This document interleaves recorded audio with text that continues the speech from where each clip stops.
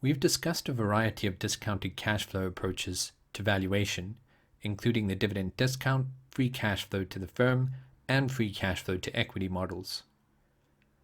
How do you decide which of these approaches to use when valuing a particular company? When choosing a discounted cash flow model, you have to consider what cash flow information is available and most appropriate for the company that you're valuing. We will now discuss some of the factors to consider when you are selecting an appropriate cash flow.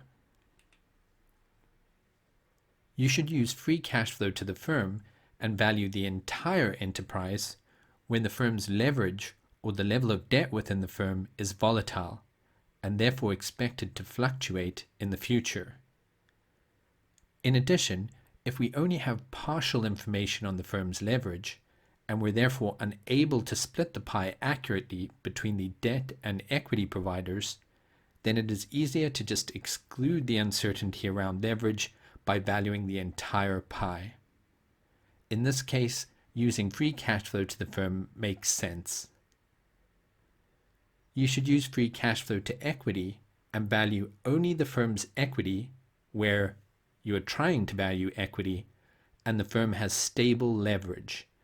In other words, the level of debt used in the firm's capital structure is not expected to fluctuate significantly. You should use dividends, that is, the dividend discount model, to value the firm's equity where the firm has a high payout ratio. In other words, the dividends that are being paid out are close to free cash flow to equity over an extended period of time. You should also use dividends for firms and industries where the free cash flows to equity are difficult to estimate. For example, for banks or financial services companies.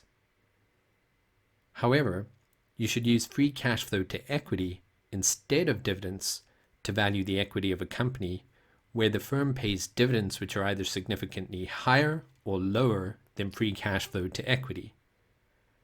As a rough rule of thumb, if dividends have been less than 80% or greater than 110% of free cash flow to equity over the past 5 years, then don't use dividends as the cash flows. Rather use free cash flow to equity. This makes sense because the dividends being paid in such cases are not an accurate reflection of the actual cash earnings generated by the firm for its shareholders. You also cannot use dividends if the company does not pay dividends. In this case, you would have to use free cash flow to equity to value the firm's equity. So for example, startups and high growth companies, such as those in the tech industry, typically do not pay dividends. So you cannot use the dividend discount model to value them. You would have to use a free cash flow to equity model.